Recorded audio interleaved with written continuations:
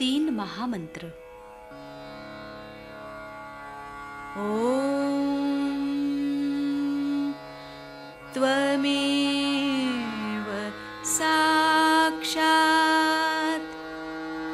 श्री महालक्ष्मी महासरस्वती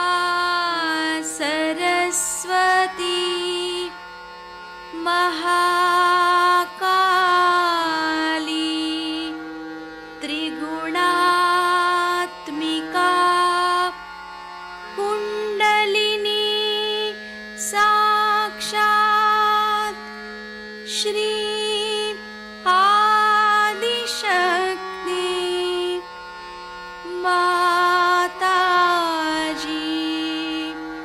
श्री निर्मला देव्यै नमो नमः। ॐ त्वमेव साक्षात् श्री कल्की साक्षात् श्री आदिशक्ति माताजी श्री निर्मला देव्यै नमो नमः। ॐ त्वमेव साक्षात् श्री कल्की साक्षात् श्री सहस्रार स्वामिनी मोक्षप्रदायिनी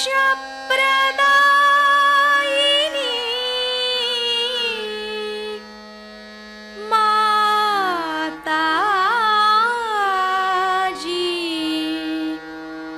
श्री निर्मला देव्यै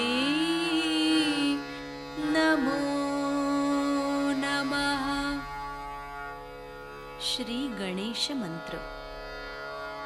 ओम त्वमेव साक्षात् श्री गणेश साक्षात् श्री आदिशक्ति माताजी श्री निर्मला देव्यै नमो नमः।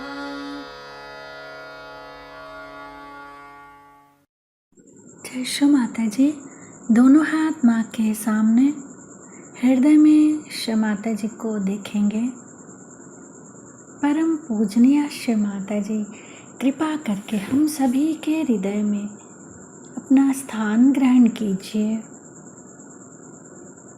बार बार श्री माता जी को हृदय में आवाहन करेंगे। श्री माता जी, कृपा करके हम सभी के हृदय में अपना स्थान ग्रहण कीजिए। श्री माता जी, हम सबको क्षमा कर दीजिए, हम सभी अज्ञानी हैं। संपूर्ण चित्त बीचों बीच हृदय में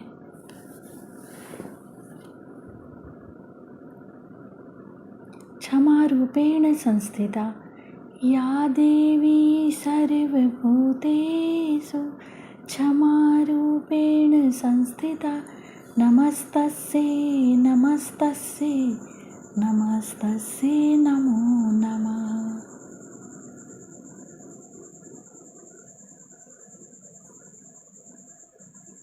धीरे धीरे अपने संपूर्ण चित्त को दोनों हाथों पे अपने चित्त में श्री माता जी को हमेशा रखेंगे। धीरे धीरे अपने संपूर्ण चित्त को लेफ्ट विशुद्धि पे बाएं विशुद्धि पे संपूर्ण चित्त। श्री माता जी, आपकी परम कृपा में मैं केवल एक शुद्ध आत्मा हूँ। श्री माता जी, आपकी परम कृपा में मैं केवल एक शुद्ध आत्मा हूँ, इसीलिए मैं दोषी नहीं हूँ। श्री माता जी, मैं बिल्कुल भी दोषी नहीं हूँ। श्री माता जी, मैं बिल्कुल भी दोषी नहीं हूँ। श्री माता जी, मैं बिल्कुल भी दोषी नहीं हूँ। संपूर्ण चित्त बाएं विशुद्धि पे ही श्री विष्णु माया मंत्र ओम त्वमेव साक्षात् श्री विष्णु माया साक्षात् श्री आदि शक्ति माता जी श्री निर्मला देव्यै नमो नमः।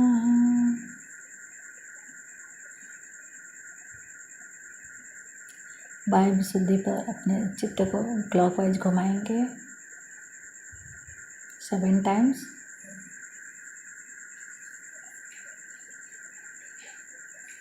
श्री माता जी, आप ही ने तो हमें आत्मा बनाया है, हमें सभी प्रकार के दोष भावनाओं से मुक्त कीजिए। श्री माता जी, कृपा करके हमें सभी प्रकार के दोष भावनाओं से मुक्त कीजिए।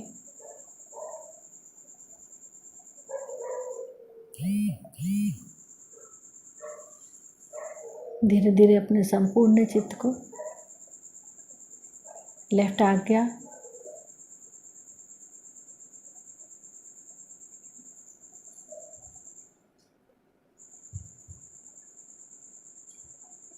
फिर सहस्त्रार।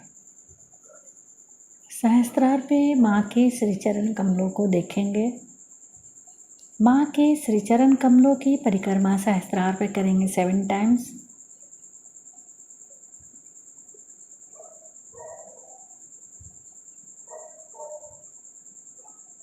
श्री माता जी, कृपा करके हमें निर्विचार कर दीजिए।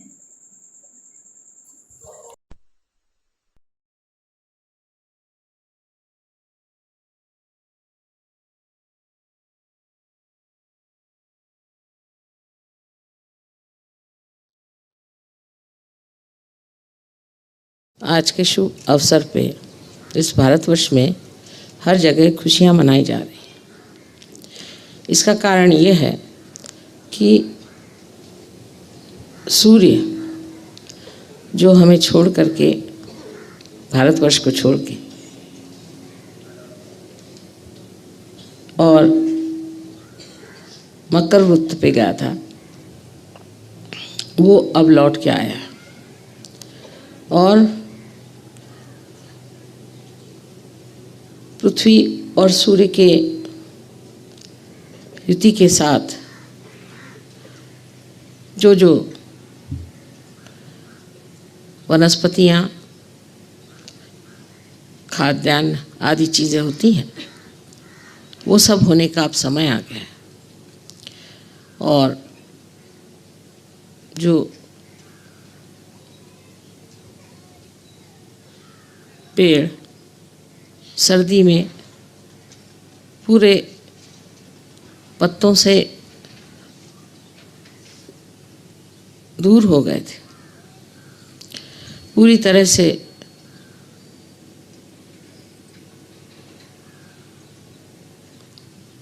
ऐसा लग रहा था जैसे कि वो सब मर गए हैं।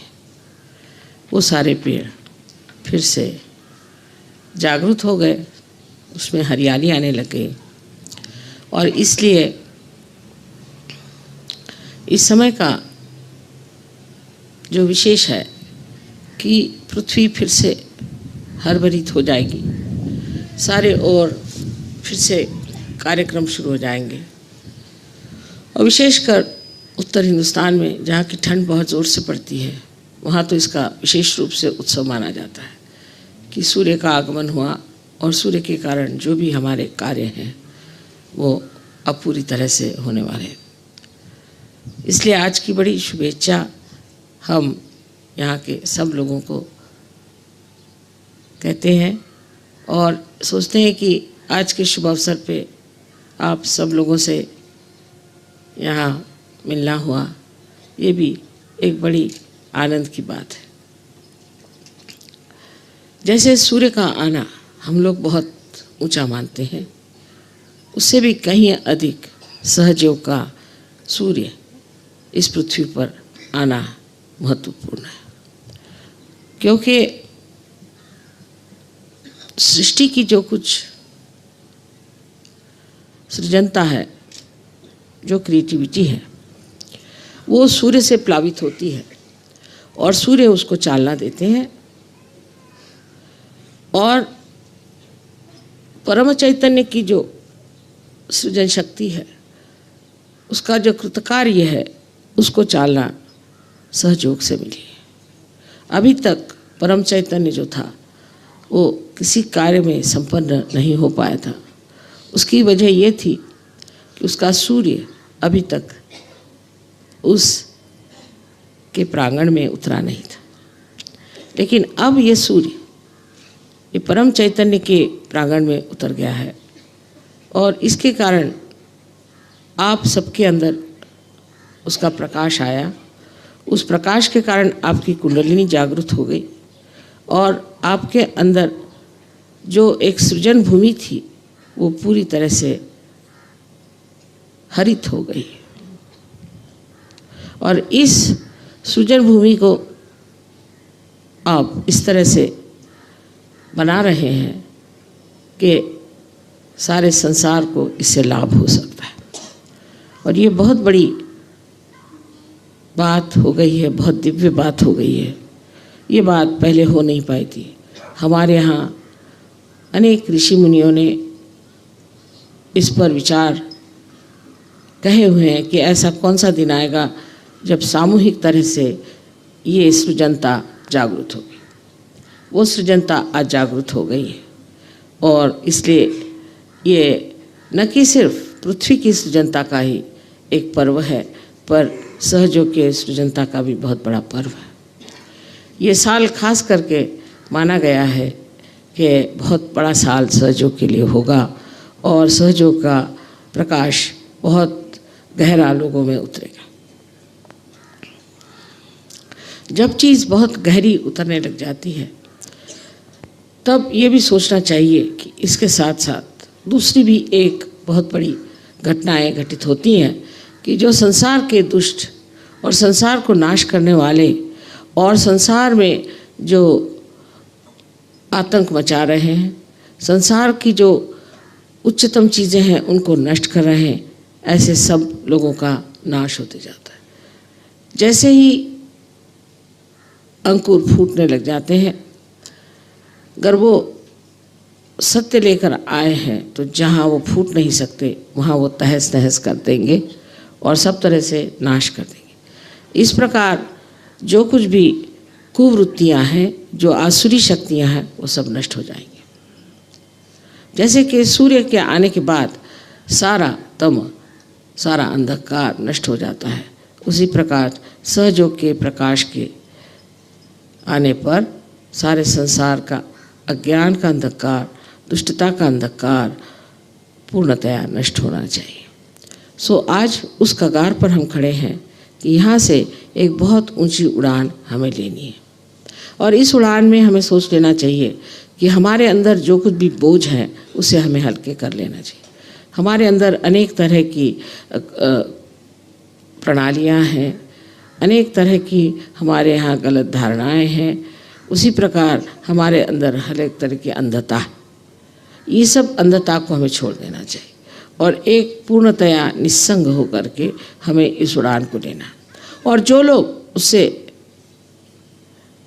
दूर नहीं होंगे, जो उससे अपने को अलग नहीं करेंगे, वो लोग इस उड़ान को नहीं ले पाएंगे।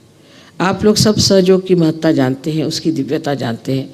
आप सर्वसाधारण नहीं हैं और इसलिए ये मैं बात कहना चाहती हूँ कि जिसे और ऊंचा उड़ना है और ऊपर उठना है, उसे ये जो अपने ऊपर लादी हुई बहुत सारी कुसंस्कारों की बेड़ियाँ हैं उनको छोड़ देना चाहिए। इसी प्रकार हमारे अंदर अहंकार की और अहम भाव की एक बहुत ज़्यादा पहाड़ी जैसे दशा है। इस पहाड़ को भी हमें पूरी तरह से नष्ट कर देना चाहिए। और ये करने का तरीका ध्यान, धारणा और पूरी तरह से सहयोग में रत होना, उससे पूरी तरह से शरण हो जाना ही है। जो मनुष्य सहयोग में, शरणागत में नहीं आता है, वो अभी भी बहुत आधा है और हो सकता है कि इस उड़ान के दौरान वो पीछे ही रह जाए और फिर उसी नर्क में जाए जहाँ पर और लोग जाने वाले हैं। इसलिए ज़रूरी है कि सब लोग पूरी तरह से प्रयत्न करें। आधा अधूरा प्रयत्न करने वाले लोग जो भी सामने आते हैं और कोशिश करते हैं, उनके लिए यही मैं कहना चाहती हूँ कि आधा अधूरापन कृपया छोड़ दीजिए, क्योंकि इस आधे अधूरेपन से आप कोई भी चीज़ को प्राप्त नहीं कर सकते। तब आप उस महान स्थिति को कैसे प्राप्त करते हैं जिसके लिए लोग हजारों वर्ष तक तप आदि करके अपनी स्वच्छता करते थे। अपने को किसी तरह से गिराने की या किसी तरह से शापित करने की ज़रूरत नहीं, किंतु ये जान लेना चाहिए कि आज हम एक शीशे के सामने खड़े हैं और हमारे अंदर दिखने वाले सारे दोषों को हमें पूरी तरह से लय कर देना चाहिए। जब आप अपने से हटकर अपने को देखेंगे तो आप इसे समझ जाएंगे कि ये सारी चीज़ें हमें नष्ट करेंगी। पर ये होते होते आप देखेंगे कि आप पर अनेक आशीर्वाद परमात्मा के आएंगे और उस अनेक आशीर्वाद में मनुष्य ये सोचेगा कि मैंने सब कुछ पा लिया। एक ये भी बड़ा सम्मोहन है कि हमें ये चीज़ मिल गई, हमें वो चीज़ मिल गई, दुनिया की चीज़ें मिल गई, और इस तरह से ये हम जब कोई चीज़ को पाना चाहते हैं तो उसके किनारे पर कुछ कुछ ऐसी भी बातें हैं जो मोहित कर सकती, लेकिन उधर रुकना नहीं चाहिए। अपने को तो परम गति को प्राप्त करना चाहिए। ये जन्म जन्मांतर की आपकी पुण्याई है, उसे पूरी तरह से प्राप्त कर लेना चाहिए। और जो अपने अंदर छोटी छोटी ओझी इच्छाएं हैं उनको छोड़ करके पूरी तरह से शरणागत होकर के सहयोग में आपका पूरी तरह से योगदान देना चाहिए। जिसने ऐसा किया वही पाएगा, और जो ये नहीं कर पाएगा किसी भी वजह से, सो ये मैं बता सकती हूँ कि परमात्मा के भी दरबार में इतनी जगह नहीं। वहाँ जाने वालों को भी सोचना चाहिए कि हमें वास्तव अगर वहाँ पहुँचना है तो ये सारे बोझे हल्के कर देने पड़ेंगे और एक ही हमें मार्ग लेना पड़ेगा। एक ही तरफ हमारा पूरा प्रयत्न होना चाहिए कि हम किसी तरह से इस और अग्रसर रहें और बढ़ते रहें। हर साल आपको चाहिए कि आप अपनी छानबीन करिए कि जो हम पिछले साल थे उससे आज क्या हो गए। हम बहाने बना रहे हैं या हम कुछ सोच रहे हैं कि हमें ये करना है, हमें वो करना है, वो ज़रूरी है, ये ज़रूरी है, या हृदय से हम चाहते हैं कि हम उन्नत हों।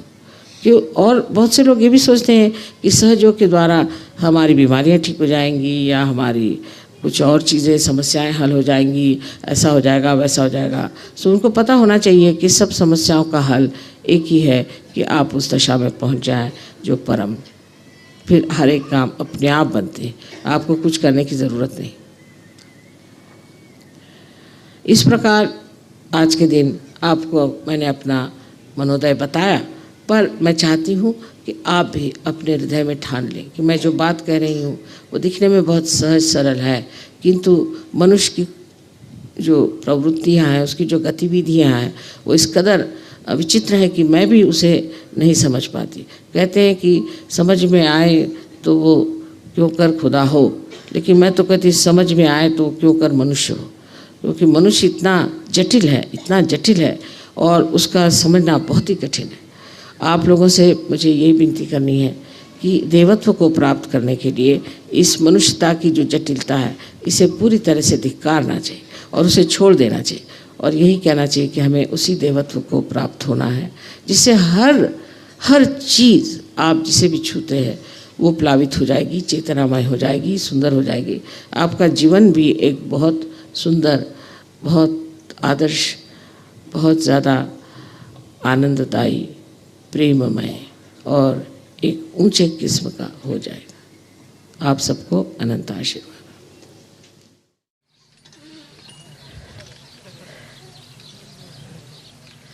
Today is a sad day for me because we'll be now partying. I may not be able to meet you in Bombay, maybe for a year. It may not happen for some of you.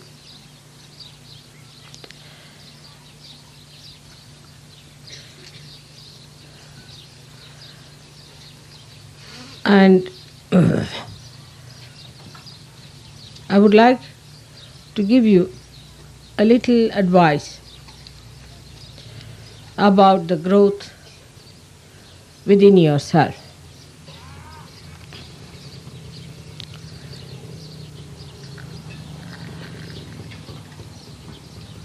It is believed by people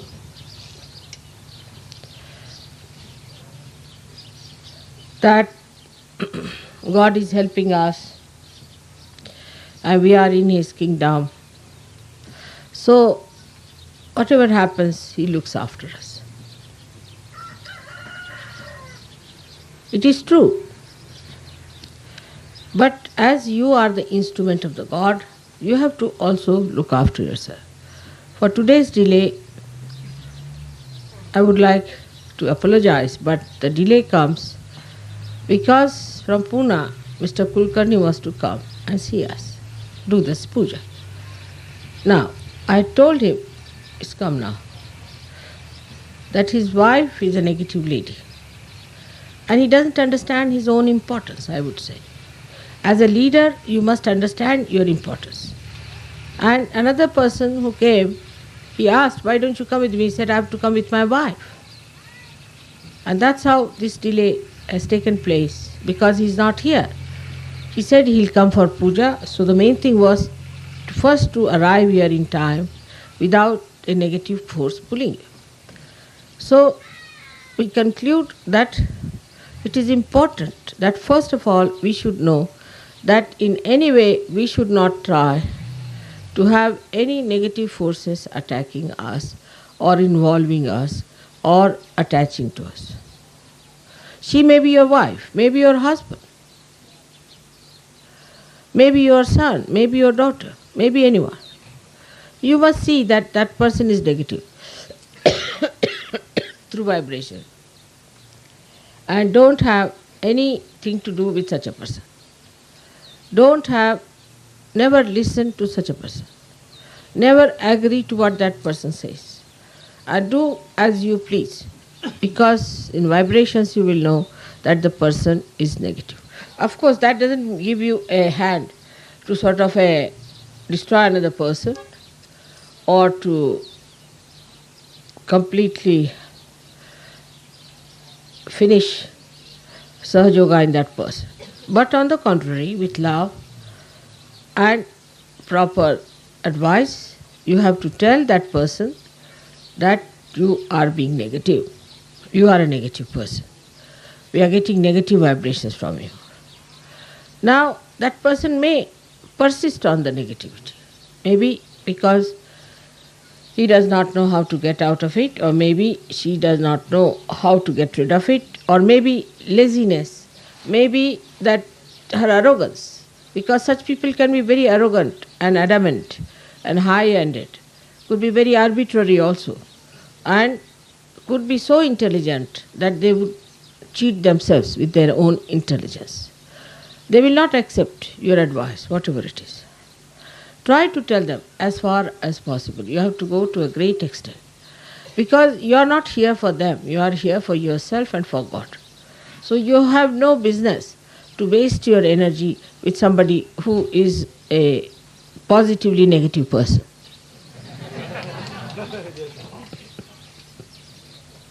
And in that, the approach should be such that you try to help that person as far as possible. Supposing she has some bad habits, she's taking drugs, all right. Try to take out that part of the drug and all that. Try to do whatever is possible. Give her bandhan, beat her with shoes. But your attention should not be completely towards one person who is negative. Normally in an ashram I have seen mostly one negative person appears and the whole ashram gets upset. It's a very common thing because one nasty person can spoil the whole show. Like today, I had to spend some money with another nasty person just for nothing at all. And because she's negative, I had to fight it out myself. I didn't know how others are going to fight it out. But you have to tell frankly on the face that if you want to go to hell, you can go. If you want to go to God, then you should change yourself, you have to transform yourself, you have to be alright. Everyone can get cured. Lazy lumps are the only difficult things. Lazy people, because they have excuses. They are the most difficult things. Lazy people are the most difficult people I have seen. If the person is not a lazy person, it's very easy to make him do things. For a lazy person, everything is difficult because he is indulging into laziness. But one must remember one principle of Sahaja Yoga, which is very important. I think one should write it down in your heart. This is a very important essence of Sahaja Yoga, of how to grow. That you should know how to raise your Kundalini. You should know how to meditate and to find out about your problems, your defects, and then remove them and raise your Kundalini. If you cannot raise your Kundalini, you cannot improve in Sahaja Yoga. Now the Kundalini falls off with many things, as you know, if you have defects. Even supposing you have a weakness for your wife, you worry about her, you think about her, or your husband who is a negative person. The Kundalini will be sucked down. It will be sucked down with all these negative attentions. Any kind of a negative attention you have, it could be sucked out. Let him sit this side. Datta, you sit here. They're disturbing them. Right? Come now. Be a nice boy. Sit on this one. Yes, on top. Good boy. Very nice boy. And such negative people always push forward. They'll sit in front of me. They'll be just there to trouble me. They'll never understand that we should be at the back. They are very great show-offs. They will sit just in front of my eyes. I see them, I put my eyes straight forward, the person straight forward before my eyes.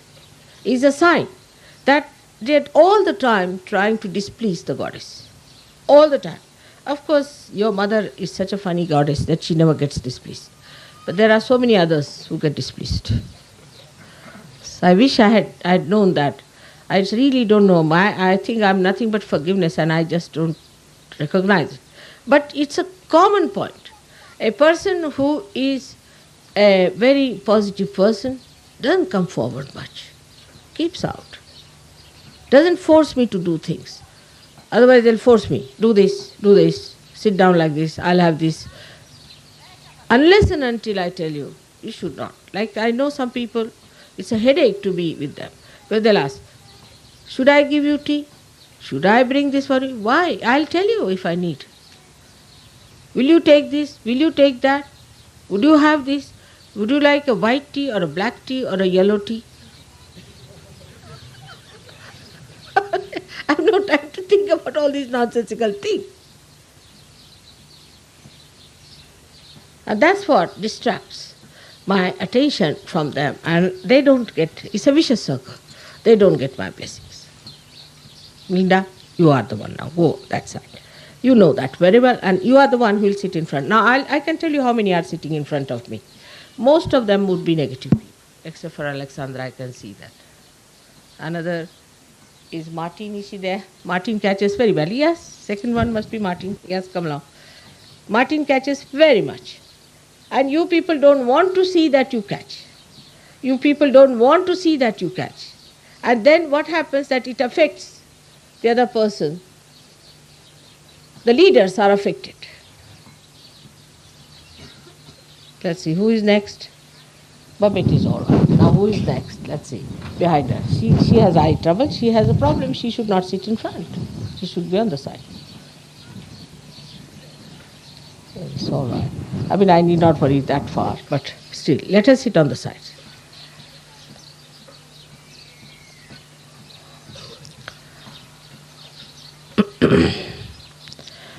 This is, I've just pointed it out to you, that you can make out a negative person who has problems, first of all, complaining type. Anybody who is a complaining of nature is negative. Anybody who complains is negative. I never complain, do I? Did I ever complain? I've been to all of your programs anywhere. Did I ever complain that the bed is not all right? Suddenly the other day I discovered the bed on I sleep is really hard like a rock. Really. I just suddenly discovered because I sat on it. But I didn't complain to anyone. I said, it's all right, because I'm quite comfortable myself with it. So this is it. That shows a person who is not comfortable within himself is still negative. And such a person should try to keep out of Sahaja Yoga. That's the best way the person is going to be helped. For negative people also must remember, you must try to keep out of Sahaja Yoga. Don't try to show off, because such a person always wants to come forward. Why? Because he'll be blessed. Because he'll be saved. It's a kind of like a beggar coming to a rich man. But it's not so. In Sahaja Yoga, it's just the other way around. Everything is just the other way around. You can put everything the other way around, then you'll understand. In Sahaja Yoga, those who keep out of my sight are better blessed. Those who do not ask me questions whether I should have this or that are better blessed.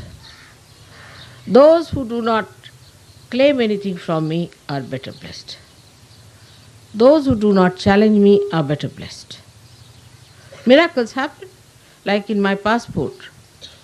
This has happened before also, I did not know in Australia. But Mr. Srivastava told me that my passport has expired, I must get the validity again sanctioned. When I came here, Warren told me at least 3 times. Then I asked Warren, should I go to Delhi to get it done? Because if I go to Hong Kong, how will I do it without a passport? And then I said, let's see. I opened the passport, it's already sanctioned for till 88.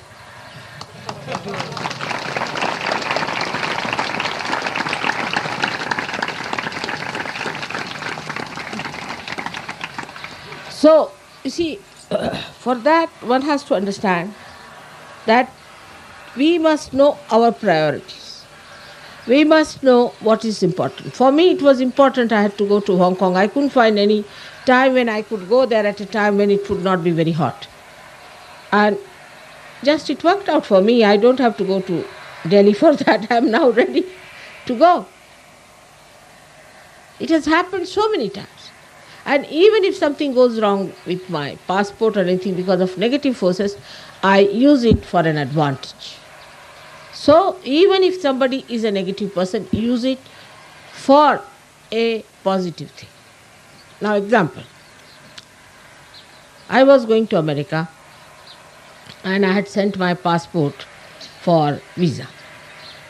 And my husband, who is so meticulous, had taken it. And they gave the visa for the last year. When I went to the airport, they said, what? This is the visa for the last year. No, for the 1 year ahead. 1 year ahead they had given. So they said, you can go next year, not this year. The visa is for next year. So I telephoned to my husband. That was time. It was a Sunday. He just got out of his bed. He ran up and down, poor fellow. He said, how is it I didn't see? I said, you didn't see? What has happened is that you didn't see. The fellow who did it was quite speedy, I think, so he gave me one year ahead. So now better find out. I mean, this is what happens to the speedy people. They'll give you for 1 year ahead.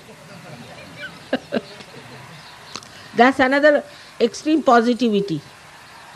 Now, then as a result of his running up and down, they all got shattered. You know, the Americans especially felt that, oh God, what a mistake it was. So they gave me visa for 5 years.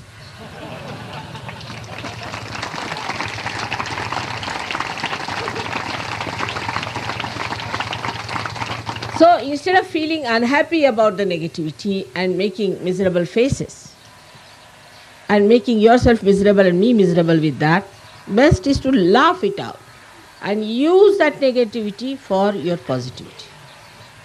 In the beginning only, it happened that once we were going to Nasik, and while going to Nasik, While going to Nasik,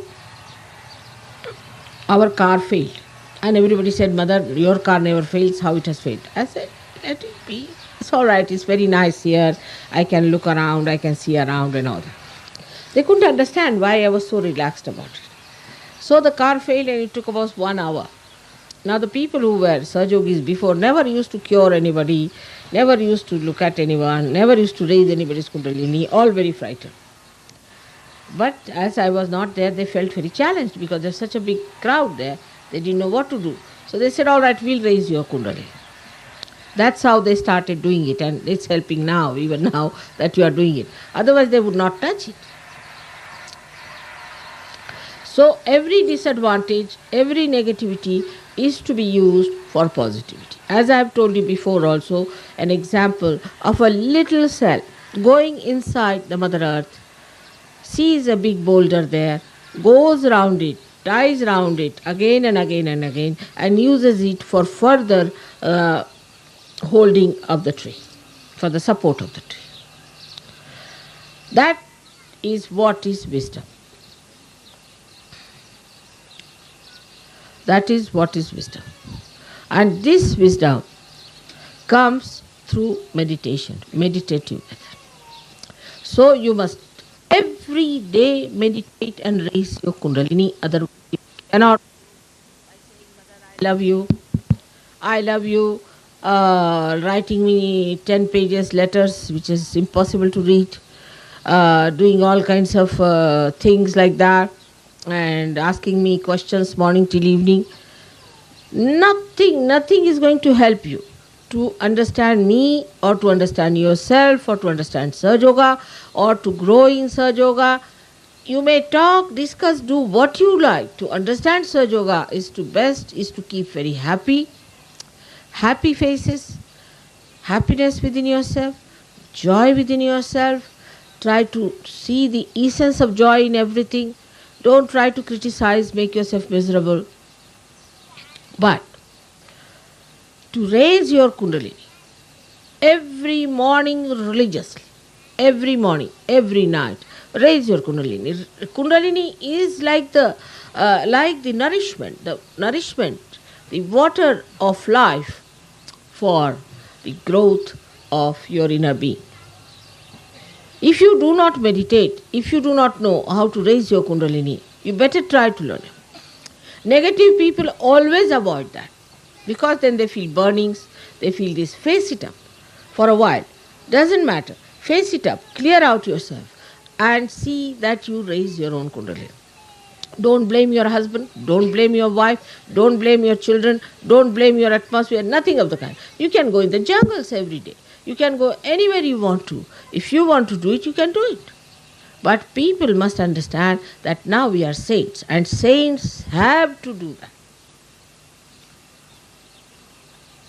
You will be surprised if you start meditating, most of your problems will disappear, because all physical problems will be looked after by God.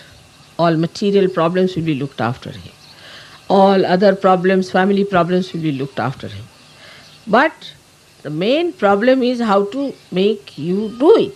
It's like once you eat your food, your tongue can taste it, it gets the saliva, it goes down, it's all looked after.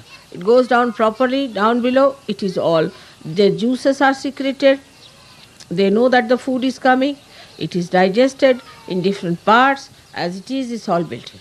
But you must put it in the mouth.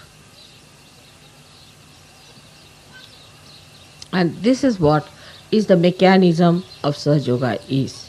That you must meditate and raise your kundalini in so many ways, in so many styles, in so many angles. I have said this again and again and again and again. But that's what we do not know. And know your purpose. You must know your purpose.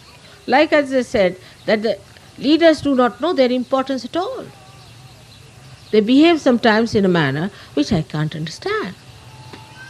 They become so silly about their wives, their husbands, that I cannot understand. That's not important at all. If they are leaders, they have a responsibility. Secondly, the leaders must tell off people who are to be told off. It's very important.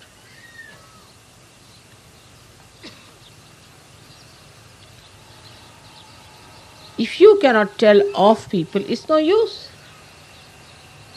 And that's how the leadership is not going to be respected if you do not tell off people who are negative. One negative problem comes in, immediately they'll report it. I immediately know this is his wife or husband must be doing nonsense there. Immediately it is reported, this is happening, that is happening, is a sign of negativity. Immediately you can solve the problem. Give bandhans. The simplest way is to sit before my photograph and just say, Mother, please, this is the problem, finished. There's no need to take a telephone and telephone to me at about 2 o'clock in the night.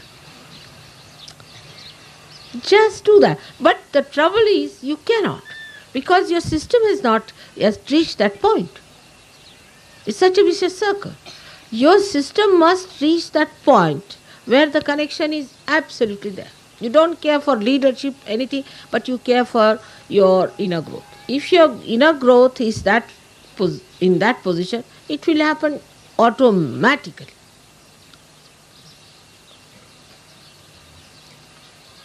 This is what it is very difficult for people to understand, that we have to be sensibly placed towards ourselves. Now, about the leaders, I would say this about others also, that we have to be very, very sensibly placed about ourselves. Are we sensible towards ourselves? Some old people behave like children. Some children behave like old people in the sense that start telling off, answering back, misbehaving. We must know our age, our group, everything, and behave in a manner that is dignified. In a small age also, if a child talks like a child, he can be very, very positive. I must tell you that I have had some very, very funny reports about some people which was so shocking that how did they arbitrarily behaved. And it's only thing that is behind is the sense of leadership. I wanted to be leaders, this wanted to be leaders, that wanted to be leaders.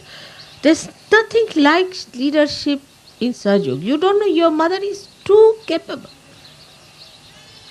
She doesn't need any leaders, you don't know her.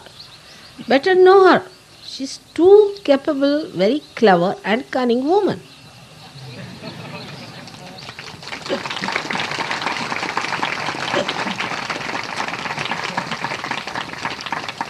She is all powerful. And she knows everything about it. She knows how to handle situation. She is not going to allow Sahaja Yoga disappear because of somebody's stupidity. Know that. Sitting down here, I know about everything about everyone. I may look very simple. It's not so.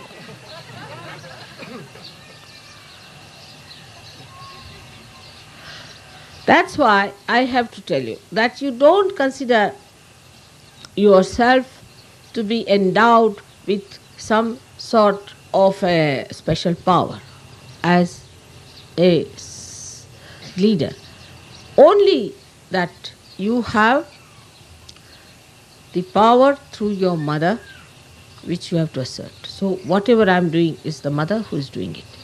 And when you do that, you'll be amazed that whatever you want will be sensible, whatever you'll ask for it will be sensible. Sensible means which is related to Sahaja Yoga. And whatever you do will be sensible. All your dignity, everything will pile up together. But foremost thing and the most important, at any cost you must meditate.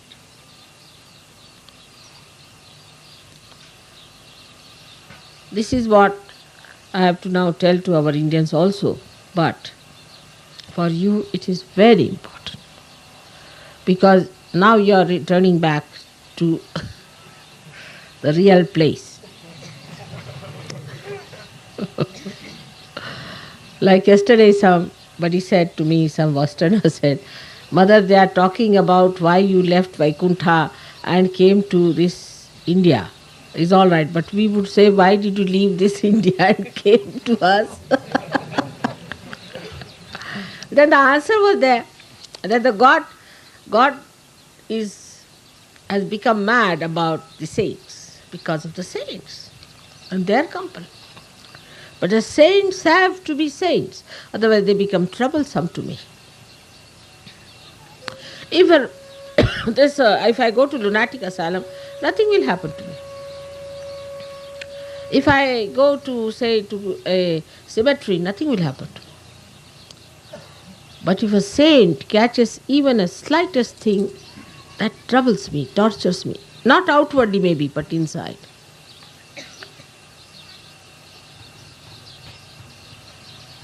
Because I have given you place in my heart, in my being. You circulate in my being.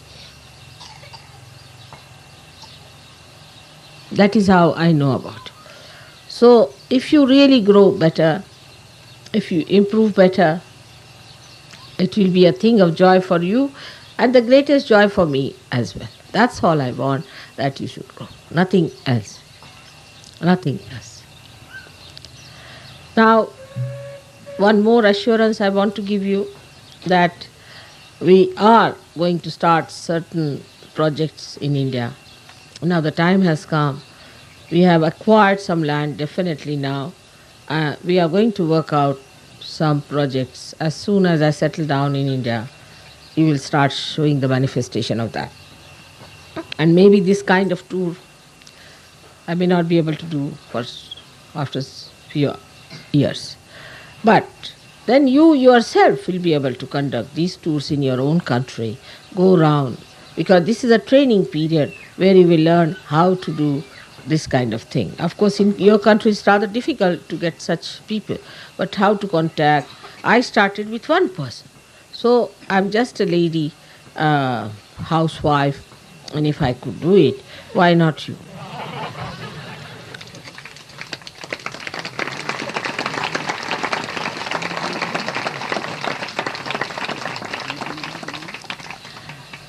So now go with a pleasant mind, enjoy yourself. It's very difficult for a mother to bear all this, because when I leave India, I feel terrible about the Indians. When I leave you, I feel terrible about you. It's something horrible that I want that somehow or other we all should have one huge country of our own where we all settle down happily together.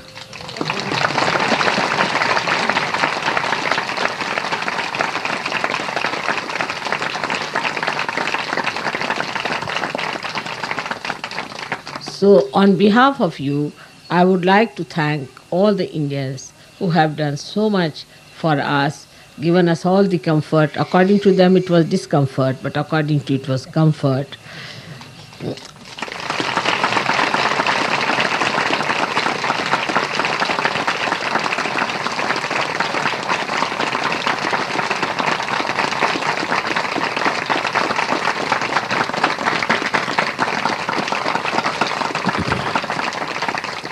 Now you are going on this tour.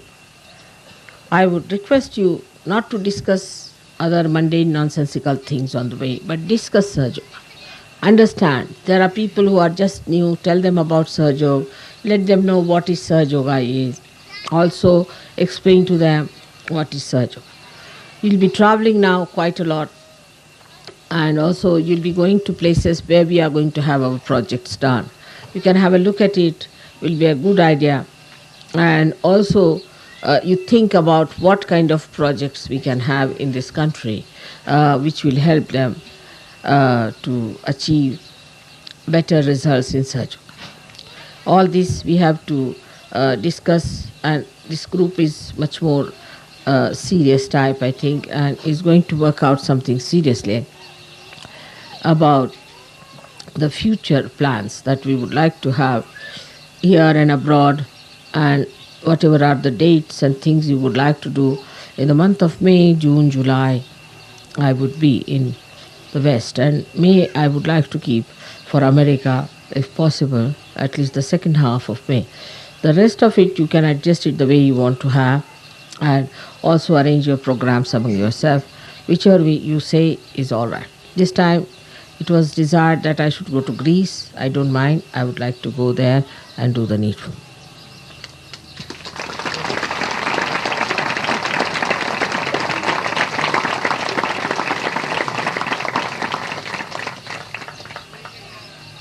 I hope all the leaders have got the chains. I have given to Warren. All right, it's done now. I worry about all little things like that.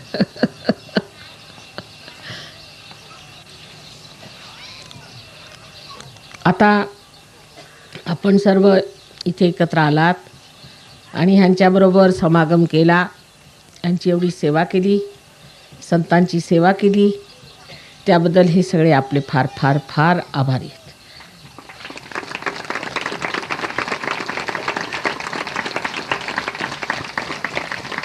फार मेहनत केली आपण, त्याबद्दल किती आभार द्यावे ते समजत नाही.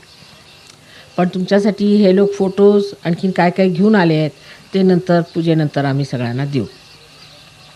दुसरं म्हणजे असं आहे की काल जे प्रोग्राममध्ये गाणं म्हटलं, आणखीन त्याशिवाय जे डान्स वगैरे केले, त्यांनी फार ह्या लोकांना आनंद झाला आणि त्याबद्दलसुद्धा त्यांनी सांगितलं आहे की माताजी तुम्ही आमच्यातर्फे त्यांना मराठी भाषेमध्ये त्यांचे आभार माना.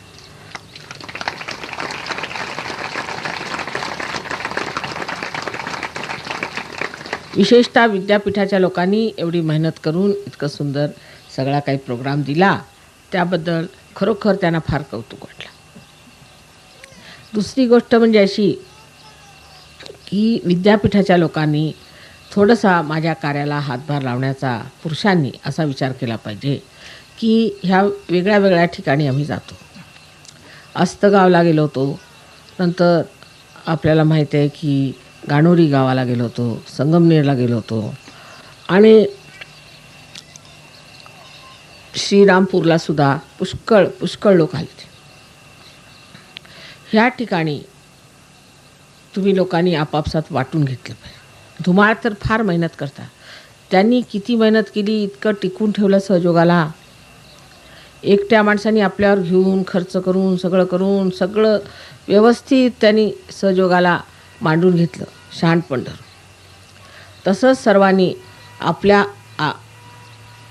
खांद्यावर त्याच्या जबाबदाऱ्या घेतल्या पाहिजेत, कारण हे परमेश्वराचं कार्य. अशी संधी कुणाला मिळाली की परमेश्वराची शक्ती आणि परमेश्वराचं कार्य करायला मिळतं, तेव्हा कोणत्याही वर्चस्वाची किंवा सत्तेची किंवा पैशाची अशी हाव न धरताना परमेश्वराची हाव धरूनच आपण ह्या कार्याला लागलं पाहिजे. आणि सगळी आपल्यामध्ये व्यवस्था तुम्ही करून घ्या. कोणत्या गावाला आम्ही जाऊ, कोणत्या गावाला कोण जाईल, त्याची सगळी व्यवस्था करून घ्यायची, वाटणी करून घ्यायची. आणि आता कुंभोजकर साहेब आहेत, त्यांना मी म्हणते की त्यांनी इकडे लक्ष घालावं आणि प्रत्येकाकडे लक्ष घालावं. प्रत्येकामध्ये ह्या वस्तू म्हणजे ह्या वेगळ्या वेगळ्या जागा ठिकाणं वाटून द्यावी. तसंच ह्याच्यापूर्वी आम्ही आरडगावला गेलो होतो, उसळवाडीला गेलो होतो आणि पुष्कळ ठिकाणी गेलेलो आहोत. ते ह्याचं रेणुकादेवीचं स्थान कोणचं बरं, मानोरीला गेलो होतो. आणखीन अशा रीतीने अनेक ठिकाणी गेलेले आहोत. तेव्हा मुख्य कार्य केलेलं आहे, पण ह्या सर्व कार्यामध्ये अजून सुसंगता, समग्रता आलेली नाही. ती तुम्ही लोक करू शकता. आठवड्यातनं एक दिवस तरी काढून एक आपलं सेंटर जिथे आपल्याला चालवायचं असेल, जिथलं तुम्हाला पटत असेल ते घेऊन तुम्ही तिथे जाऊ शकता. बायकांनी जावं, तिथे थोडीशी गाणी म्हणावीत, लोकांना बोलवावं. भजनाच्या आणि पुष्कळ लोक येतात. बायकांनी जर भजनं म्हटली जाऊन तर पुष्कळ लोक आकर्षित होतील. भजनाचा प्रोग्राम आहे या म्हणून. जर तुम्ही एका आठवड्यात एक दिवस जरी गेलात तरीसुद्धा पुष्कळ कार्य होण्यासारखं आहे.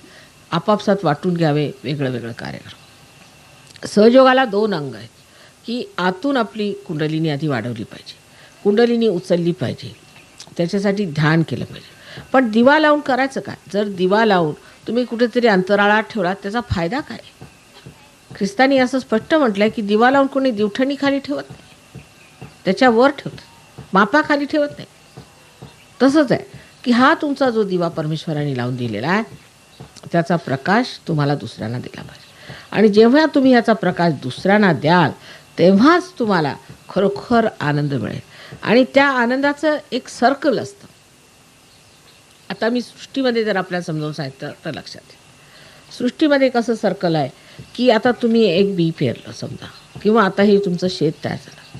हे शेत तयार झालं, ह्या शेताची पानं किंवा झाडाची पानं गळून पडतात. ते कशाला? कारण त्याच्यामध्ये नायट्रोजन असतं. ते नायट्रोजन परत पृथ्वी तत्वात गेलं पाहिजे. बरं, परत झाडाची पानं का गळून पडायची? कारण हिवाळ्यामध्ये सूर्य कमी असतो म्हणून ते गळून पडतात. आणि गळून पडल्यानंतर तो सूर्य जो असतो तोही त्या जमिनीला चांगला तापवतो. त्याच्यानंतर ती जी पानं गळून पडतात त्याच्या ज्या नायट्रोजननी प्लावित झालेल्या ह्या भूमी आहेत त्या परत सकस होतात. त्याला सकसपणा आला म्हणजे परत त्याच्यामध्ये तुम्ही चांगली लागवड करू शकता. तसंच सहयोगाचं आहे की तुम्ही आपल्यामध्ये आधी शक्ती संचय केला आणि आपली शक्ती वाढवून घेतली. तुमच्यामध्ये शक्ती आली, त्याने तुम्ही स्वतःला उत्तम करून घेतलं. तुमच्यामध्ये सवयी सुटल्या, तुम्ही अगदी स्वतःचे कर्णधार झाले. त्याच्यानंतर मग दुसऱ्यांना दिलं की ते जे दिलेलं आहे ते परत आपल्याला मिळतं. जसे समुद्रातनं ढग उठून आकाशात जातात, एवढी मेहनत कशाला? ते सगळ्या जगाला पाणी देतात आणि त्याच्यानंतर नद्यात वाहून परत त्या समुद्रात येतात. तसंच आहे, जे तुम्ही देता ते सगळ्यांचं भलं करून जसंच्या तसं परत तुम्हाला मिळतं. आणि त्याचा जो आनंद आहे ते बघण्याचं ते दृश्य म्हणजे ते तुमचं व्यक्तित्वच आहे. तुम्ही जे करता त्याचं बाहेर व्यक्तित्व दिसतं आहे की तुम्ही हे काय भलं केलं ते तुम्हाला दिसणार कसं? हा तुमचा जसा काही आरसा आहे, तुमच्या जीवनाचा आरसा आहे की तुम्ही कसं बाहेर ते केलेलं आहे. पण त्यात मुख्य म्हणजे सुज्ञपणा पाहिजे. मी काहीतरी शिष्ट आहे, मी काहीतरी चिडचिड करू शकते, मी काहीतरी बोलू शकते, किंवा माझ्यामध्ये काहीतरी विशेष एक वक्तृत्व आहे, किंवा माझ्यामध्ये फार पांडित्य आहे, किंवा मला फार काहीतरी जास्त येतं, मला कलाकार आहे, काही पण अशी कल्पना असली की काही होणार. मी फक्त एक सहयोगी आणि परमेश्वराच्या मी कार्यालयात निघालो, मला वेळ नाही इतर गोष्टी करण्याला, मी परमेश्वराच्या कार्यालयात निघालो. हे परमेश्वराचं कार्य मी करत आहे, ते सगळ्यात महत्त्वाचं कार्य आहे, त्या पलीकडे काहीच महत्त्वाचं नाही असं ठरवून जर तुम्ही निघाला आणि त्या समजूतदारपणाने जर तुम्ही स्वतःचं चित्र कसं बनवायचं बा उत्तम बनलं पाहिजे, काय दोष नसलं. स्वतःकडे बघत राहायचं सारखं. आरशात आपण बघतो काय कुठे काही लागलं तर नाही इकडे तिकडे, तसं बघत राहायचं की कुठे काय झालं तर नाही, आम्हाला कुठे काय लागलं तर नाही, आम्ही कुठे स्वार्थ तर करत नाही आहे, कुठे स्वतःला चुकवत तर नाही आहे. म्हणजे दुटप्पी पणा करून सहयोग चालत नाही. I am just telling them with hypocrisy, with a double standard, you cannot manage such. You cannot cheat yourself. You cannot cheat others. Cheating is not allowed. If you do cheating, you will cheat your Kundalini. Kundalini knows everything.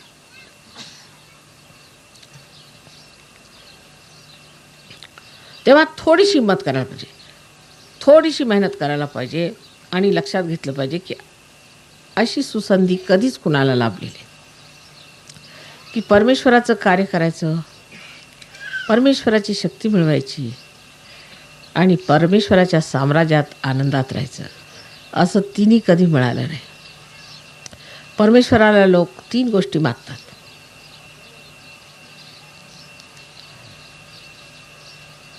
सामिप्य म्हणजे तुमच्या जवळ असू द्यावे, सालोक्य तुम्ही दिसले पाहिजे,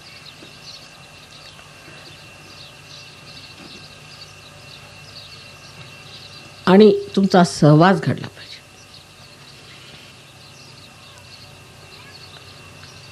हे तिन्ही तर झालंच आमच्या आल्यामुळे, आपोआप झालं. पण आम्ही एक चौथी वस्तू तुम्हाला दिली आहे, एक फार महत्त्वाची चौथी वस्तू आम्ही तुम्हाला दिलेली आहे, ते म्हणजे तादात्म्य. आमच्या हृदयात आम्ही बसवून घेतलं आहे तुम्हाला. काही काही सहयोगी इतके चांगले आहेत की त्यांच्याचा नुसता विचार मनात आला की आनंदाच्या नुसते मला असं वाटतं की सागरात मी पोहायला लागले. आणि काही काही सहयोगी इतके आहेत की विचारच नको रे बाबा त्यांचा, असं वाटतं. तेव्हा या चारही गोष्टी तुम्हाला सहयोगात मिळाल्या, त्या कोणालाही मिळाल्या नाही. कोणाला सालोक्य मिळालं, कोणाला सामिप्य मिळालं, कोणाला सान्निध्य मिळालं,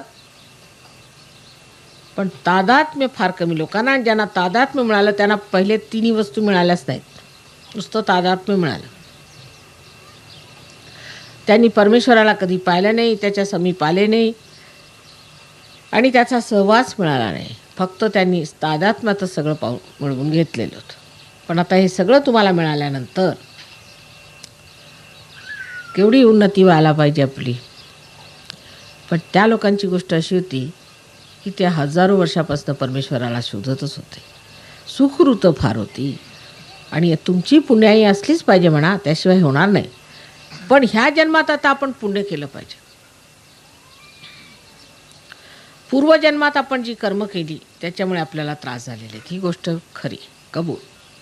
आम्ही पूर्वजन्मात जर चांगले वागलो असतो तर आम्हाला एवढा त्रास झाला नसता. पण आता ह्या जन्मात आणखीन मूर्खपणा केला तर पुढल्या जन्मात काय होणार आहे की साक्षात तुम्हाला आदिशक्तीने सगळं दिल्यावर सुद्धा तुम्ही असे मूर्खपणाने वागले तर पुढल्या जन्मात तुमचं काय होणार आहे ते मला चित्र दिसत नाही. कारण इतकं भेसूर आहे ते. काय होणार? कारण असं कधी झालं नाही, इतकं कधी परमेश्वराने दिलंच नाही, इतकं कधी कोणी मिळवलंच नाही. आणि ह्यावरही तुम्ही अशा रीतीने वागले तर काय होणार ते मला चित्र समजत नाही, म्हणजे लक्षातच येत नाही कसं बघायचं ते. कारण तसं कधी झालंच नाही.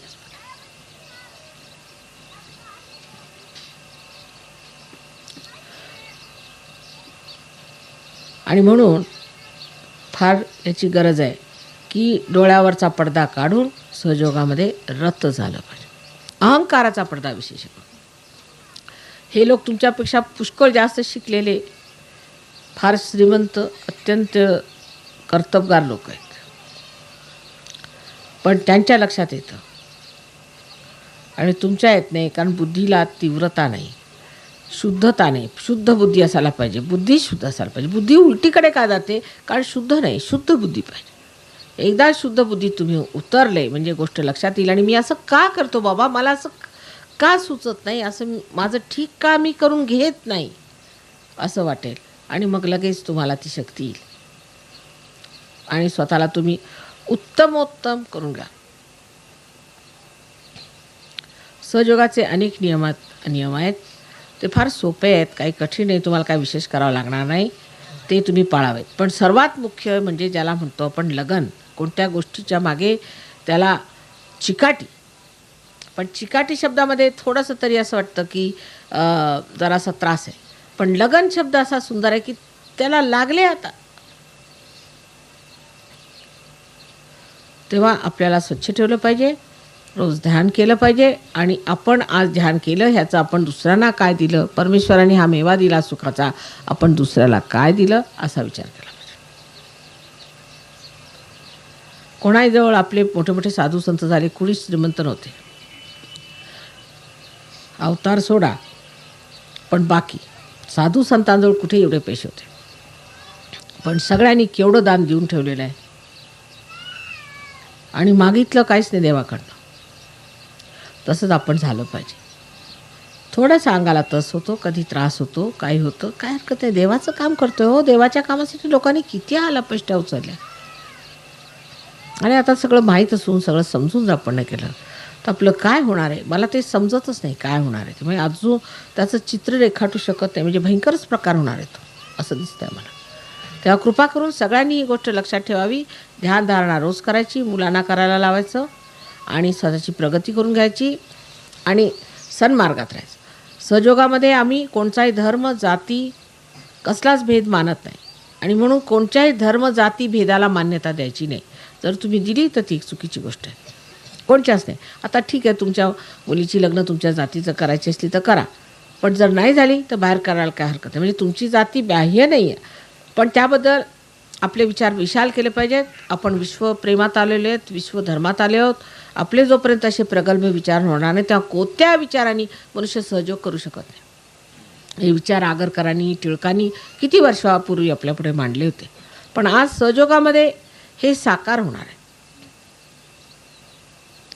कितीतरी गोष्टी, सामाजिक गोष्टी, आपल्या देशातल्या राजकीय गोष्टी, तशाच आपल्या आर्थिक गोष्टी ह्या सर्व आपण ठीक करू शकतो जर आपले विचार प्रगल्भ झाले, आपण खरोखर थोर झालो.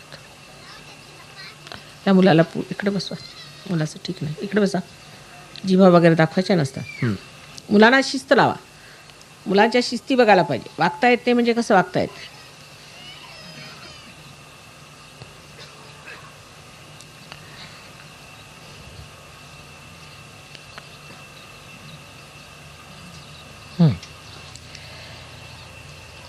आता अजून तरी ते आले नाहीत.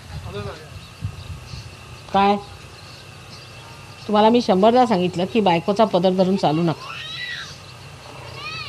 आणि तुम्ही लीडर आहात आणि लीडरनी आपलं महत्त्व समजलं पाहिजे. सगळ्यांनीच धडा घ्यावा.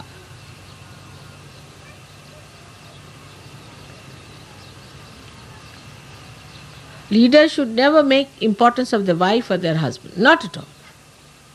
Otherwise, you'll ruin us completely. Or we might have to take out a rule that nobody who has a wife or a husband is going to be a leader. One of the two things. Or children. It's terrible it is sometimes. See now, किती आता यांना जायचं आहे आखलूसला. तुमची वाट बघून बघून आम्ही थकलो. चला या पुढे. आणि बकरे तुम्ही पुढे यायला कशाला घातलं? तुमचं काय महत्त्व होतं? तुम्ही आपल्या बायकोसाठी. तुम्ही दोघांनी पुढे यायचं. शेवलेकरांनी तुम्हाला सांगितलं या, ते यायचं की नाही?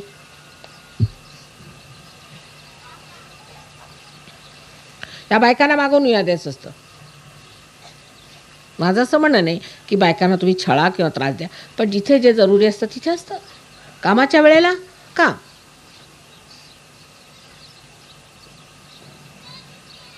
आणि ह्या बायकांनी सुद्धा समजलं पाहिजे. ह्या बायकांचं पण फार चुकतं की नवऱ्याला प्रत्येक गोष्टीमध्ये नाडायचं. फार चुकतं आहे इथल्या बायकांचं. हे अर्धवटपणामुळे होतं. तुम्हाला आश्चर्य वाटेल, मी आमच्या साहेबांना कधीही ऑफिसमध्ये फोन करत नाही, कधीही त्यांची गाडी वापरत नाही, कधीही त्यांच्या सेक्रेटरीला मी काही काम सांगत नाही, कधीही आजपर्यंत. म्हणजे त्या रेकॉर्ड आहे. तुम्ही विचारून घ्या त्यांना. आणि एकदा फक्त आम्ही ह्याला गेलो होतो ऑस्ट्रियाला आणि मला जर्मनीला जायचं होतं. तर तिथले अँबॅसेडर कोण आहेत ते मी विचारलं आणि म्हटलं विचारते साहेबांना तुमच्या ओळखीचे आहेत का म्हणून. त्याच्यासाठी मी फोन केला तर ते धापा टाकत 3 माळे चढून वर आले.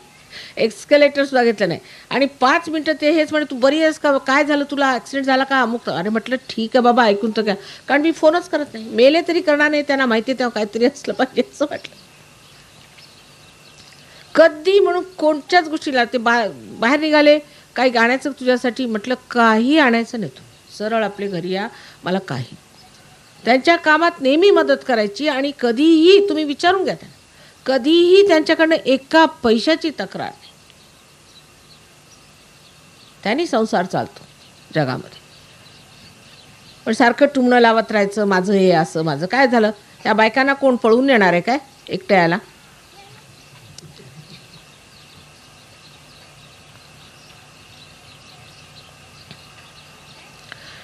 जबरदस्तीमध्ये कमी नाहीत बायका. आता महाराष्ट्रात खूप सुरू झालं आहे, मला दिसतं आहे ते. जबरदस्तीपणामध्ये काही कमी नाही. आणि मागे अगदी भागोबाई भित्र्या, फार भीती वाटते. पण जे करायचं ते करणारच. आणि वरून फार भीती वाटते. कसली? तुमचीच तुम्हाला वाटत असेल, कारण सारं जग तुम्हाला भीत आहे.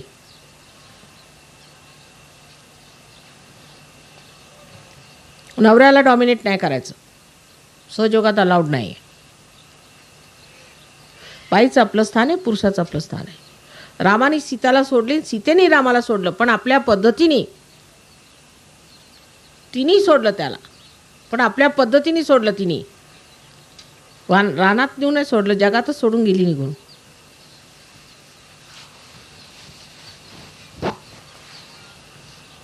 तुम्हाला अजून आपली पद्धत माहिती नाही, शक्तीची पद्धत काय असते ते शिकलं पाहिजे. आणि नुसतं वरतवर दाखवायचं, नवऱ्याला जबरदस्ती करायची अगदी शोभत नाही. आणि आजकालच्या मुलींचंही पण तेच सांगते परत. म्हणजे आता परत आपल्याला भाषणं होणार नाहीत. आपल्या मुलींनासुद्धा तसं सांगायचं, वचकून राहिलं पाहिजे, मान ठेवला पाहिजे. नवऱ्याची टिंगल उडवायची अगदी खास पद्धत आहे. नवऱ्याचा मान ठेवायचा नाही, म्हणजे अगदी फार शिष्ट झाले.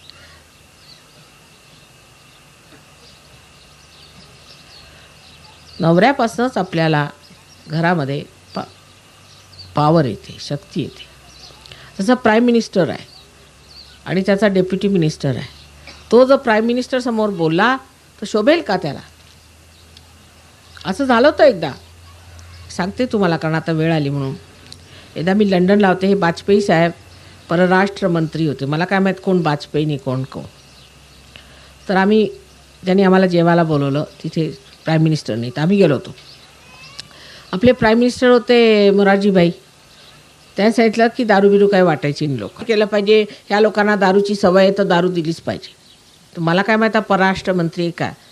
मी म्हटलं का हो, आपल्या हे लोक आपण त्यांना दारू दिली पाहिजे, सगळं दिलं पाहिजे, ते आपलं काही करतात का? आपल्या ताटावर बसून जेवतात का आपल्या देशात आले तर? कशाला एवढी गुलामी करायची? मला काय माहीत हा परराष्ट्र मंत्री आहे. साहेबांनी परत दिवसलं म्हणे अगं हा वाजपेयी. म्हटलं जाऊ दे, त्याला मीन्स पाईज करून टाकलं मी.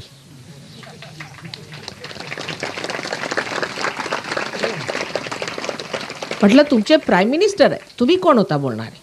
आपले जर प्राईम मिनिस्टर म्हणतात तर त्यांच्याबरोबर उभं झालं पाहिजे आपण. तुम्ही मध्ये चोंबडेपणा करणारे कोण? परराष्ट्रमंत्री असले तरीसुद्धा. तसंच बायकांचं आहे, शोभा तिथून येते, अशोभनीय वागायचं नाही.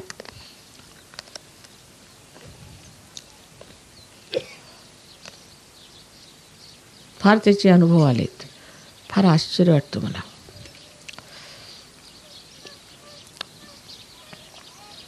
आणि अशाने भूत येणार. ज्या बायका अशा रीतीने वागतील त्यांना भूत येणार. भूत जाणार आहे. नवऱ्याचा मान ठेवला पाहिजे, पहिली गोष्ट. बरं, आता आपलं पूजनाला आले तर आता बसूया या पुढे. त्या कोण घोलप पण आहेत, त्या घोलपांना आम्ही बोलवलं. घ्या. तर बसलोय तेव्हापासून त्यांना जायचं आहे. चला घ्या आता ताटं घ्या.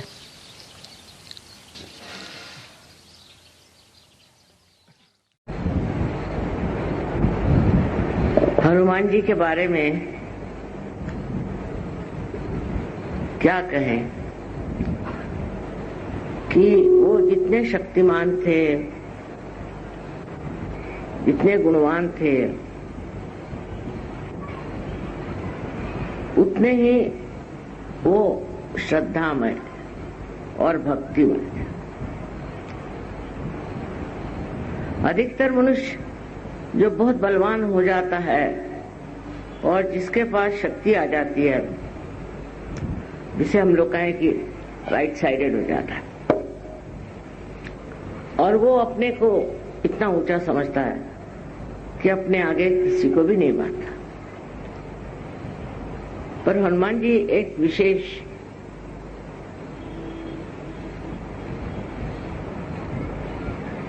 देवता है, एक विशेष गुणधारी देवता, कि जितने वो बलवान थे, जितने वो शक्तिशाली थे, उतने ही उनकी भक्ति, शक्ति के संतुलन, जितनी शक्ति थी उतनी ही उनके अंदर भक्ति थी.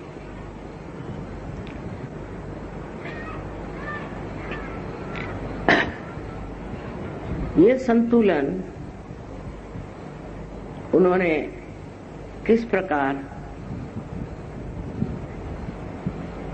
पाला और उसमें रहे, ये एक बड़ी समझने की बात.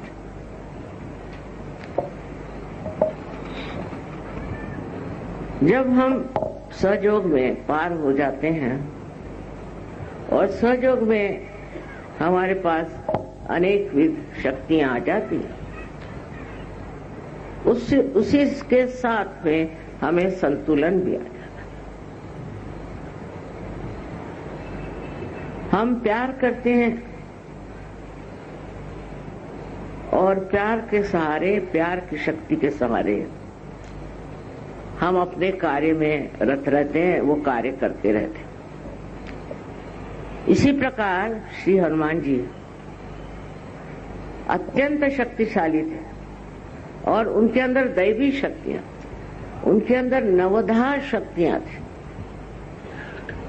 जिसे कहते हैं गरिमा, लघुमा. वो चाहे जितना बड़ा हो सकते थे, चाहे जितना छोटा हो सकते थे. अणिमा, छोटे, बिल्कुल बिल्कुल बारीक हो सकते थे. ये सारी शक्तियां उन्होंने अपने भक्ति से पाई। इसका मतलब है कि भक्ति और शक्ति दोनों एक ही चीज। जिसके अंदर शक्ति है और उसके अंदर भक्ति नहीं तो वो तो राक्षस हो जाता है, और जिसके अंदर भक्ति है किंतु शक्ति नहीं वो पागल हो जाता है। दोनों के बीच में जो मध्य मार्ग में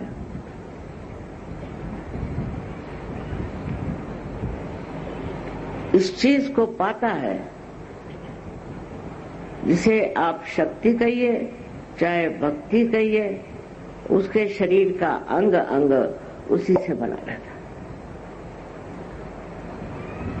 इस उसकी विशेषता के कारण आज बजरंगबली को हम देश विदेश में भी उनकी बहुत अर्चना करते हैं।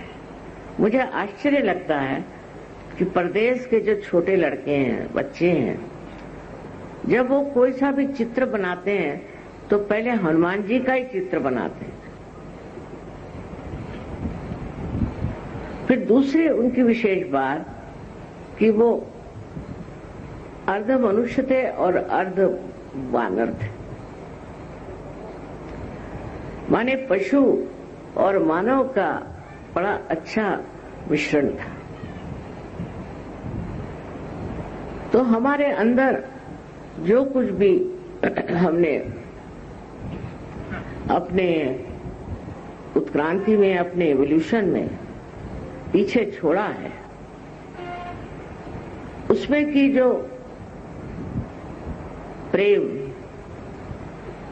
और उसमें की जो आसक्ति थी वो उन्होंने अपने साथ ले ली थी। जैसे कि आप देखते हैं कि गुरुओं का जो मार्ग माना जाता है, जिसमें के गुरु के कौन से प्राणी उनके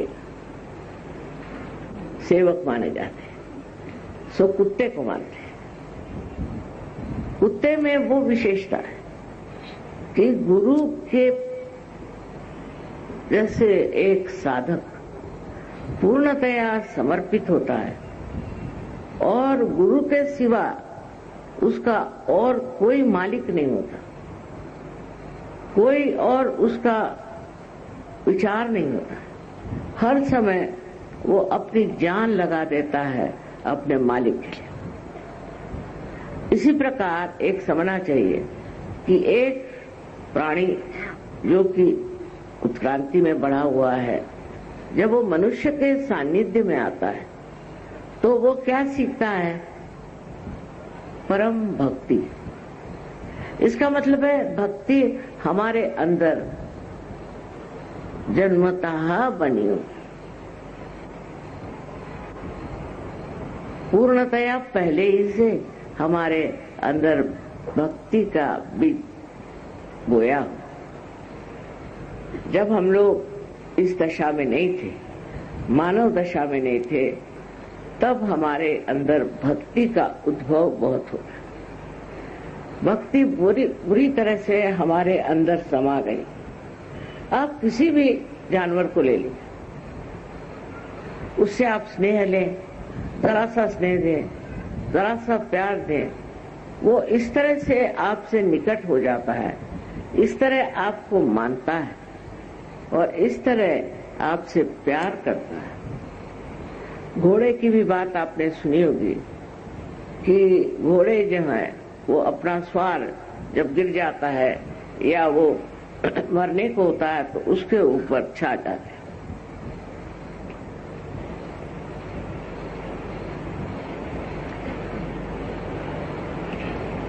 इसी प्रकार अनेक हाथियों के बारे में बताया कि ये हाथियों की निष्ठा भी कमाल की, और वो अपने मालिक को कभी कोई तकलीफ नहीं देते, और अगर उनके मालिक पे अगर कोई शेर या कोई ऐसा जानवर आक्रमण करे तो हाथी उससे लड़ते लड़ते मर जाएगा, पर अपने मालिक को हाथ नहीं लगाने। ये जो रिश्ता एक मालिक का और ऐसे ऊंचे पहुंचे हुए जानवरों का है, ये रिश्ता हमारे अंदर भी स्थित है, पहले इसे बंधाओ। और इस रिश्ते के साथ वो शक्ति भी हमको मिलती है। जैसे मैंने बताया कि हाथी लड़ते लड़ते मर जाएगा, वो लड़ने की शक्ति भी हाथी के अंदर इसलिए आए कि उसके अंदर वो प्यार और भक्ति है।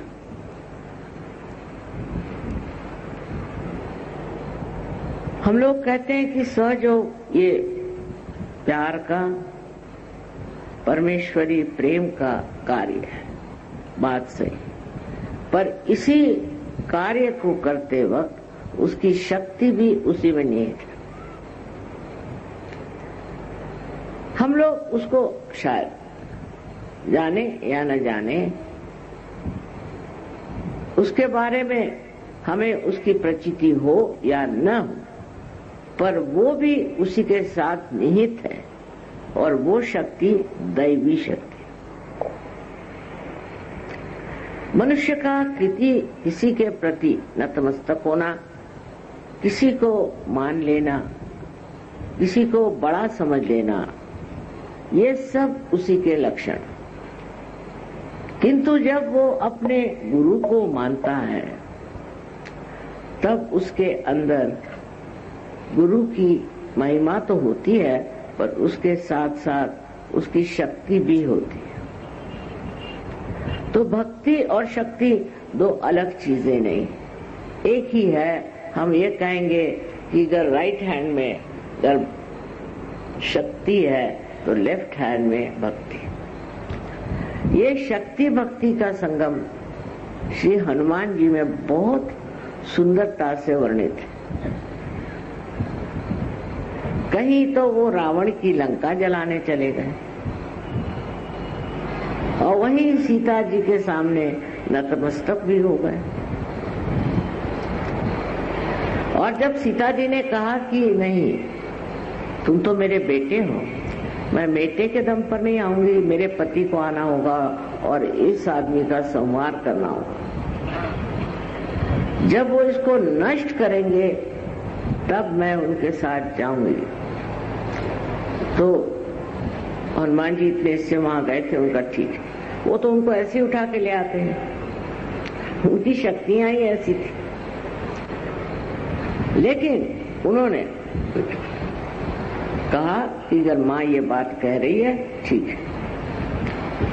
और उसके बाद इतना बड़ा महायुद्ध हुआ, उसकी जरूरत थी।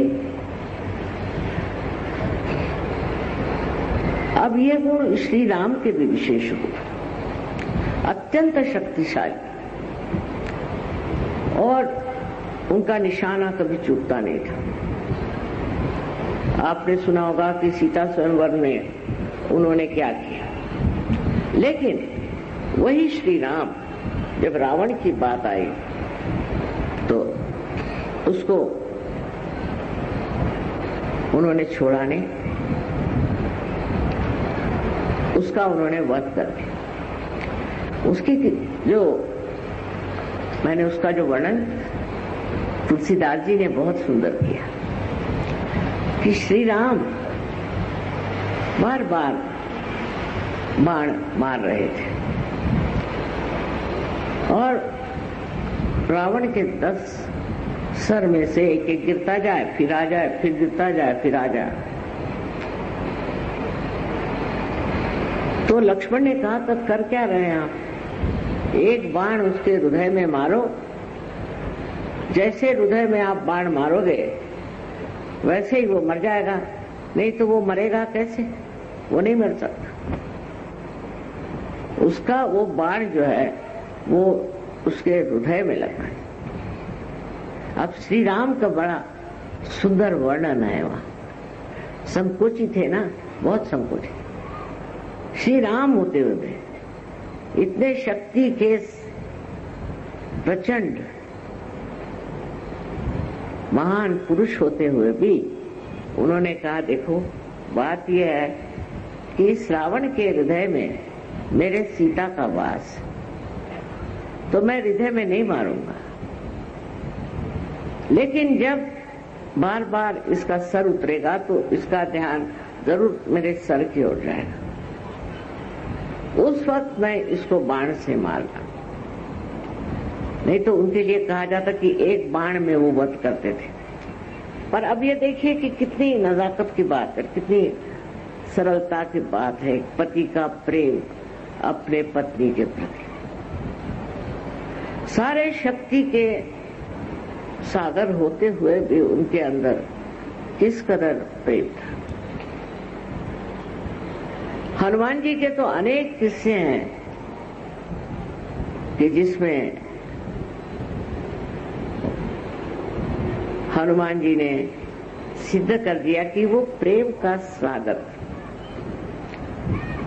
और उसी वक्त जो दुष्ट हो, जो दूसरों को सताता है, जो दूसरों को नष्ट करता है, उसका वध करने में उनको बिल्कुल किसी तरह का संकोच नहीं होता। ये जो भक्ति की बात बजरंगबली की है, वही उनकी शक्ति की भी बात देखने लायक है। वो जानते थे कि रावण सिर्फ अग्नि से डरता है, इसलिए लंका में गए और लंका दहन कर दिया। ये उनकी शक्ति की बात है कि उन्होंने लंका दहन कर दिया, और उस दहन में किसी को मारा नहीं, किसी को जलाया नहीं, रावण भी जला नहीं, कोई नहीं जला, पर उससे दहशत हो गई। तो लोग घबरा गए कि रावण क्या पाप कर रहा है। रावण जो इस तरह के कार्य कर रहा था, पहले लोगों में सम्मत था। वो कहते भाई ये रावण ही है, क्या है, इसकी इच्छा जो है सो है, इसको जो करना है सो करने दो, हम उसको कहने वाले कौन होते हैं, रावण तो रावण ही हुआ। लेकिन जब, कितनी समझदारी की बात है कि जब लंका जल उठे, जब लंका का दहन हो गया, तब लोग समझ गए कि ये तो बड़ी खतरनाक बात है, बड़ी घबराने की बात, क्योंकि लंका का दहन हो गया और हम लोग अगर जल गए होते तो। अब आग की विशेषता ये कि ऊपर जाती है, नीचे नहीं आती।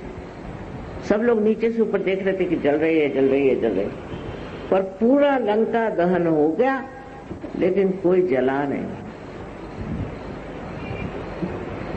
ये डराने के लिए, उनको समझाने के लिए कि रावण महापाप कर रहा है, उन्होंने ये कहा।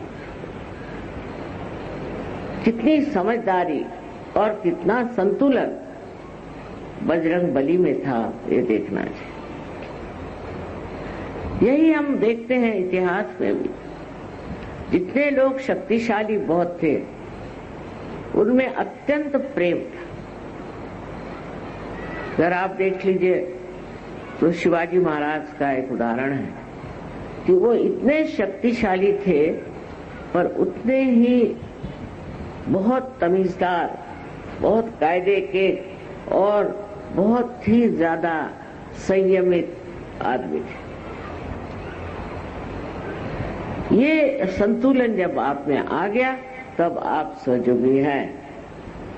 अगर आपके अंदर शक्ति आ गई, इसका मतलब ये नहीं कि आप अपने प्रेम और व्यवहार उसको किसी तरह से त्याग दें, किंतु आप शक्तिशाली हैं।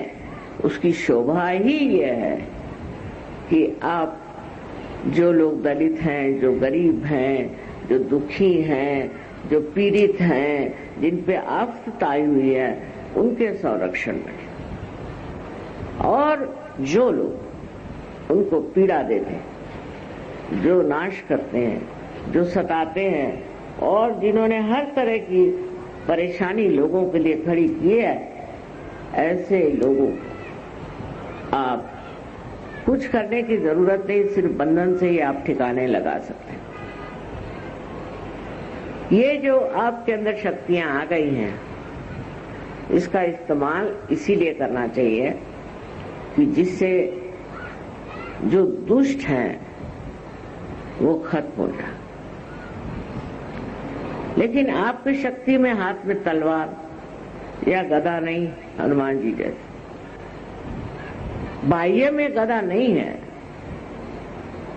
पर अंतर में है। आपके अनुभव आप देख लीजिए कि जो आदमी परेशान करता है, तंग करता है, उस पे गदा प्रहार हो जाता, चाहे आप हाथ में गदा उठाइए या नहीं उठाइए। इस तरह से आप तो स्वयं सुरक्षित हैं ही, आपकी तो सुरक्षा है ही, लेकिन उसके साथ ही साथ आपके जो दूसरे सहयोगी हैं उनकी भी सुरक्षा है। इस तरह से बचत हो जाती। अब इसमें श्री बजरंगबली का हाथ बड़ा जबरदस्त है।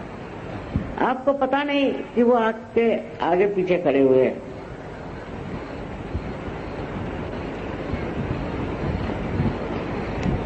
है तो उनका स्वभाव बच्चों जैसा, बहुत निर्मल और बहुत सरल, लेकिन इतनी समझदारी और हर तरह की खूबियां वो जानते हैं।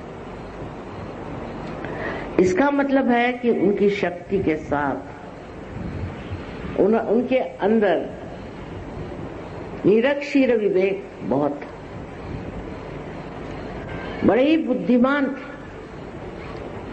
आजकल की बुद्धि तो बिल्कुल बेकार है, पर वो बुद्धि की जो प्रेम से हर एक चीज को जांचे और समझे, उस बुद्धि के एक विशेष स्वरूप श्री गणेश थे और श्री हनुमान।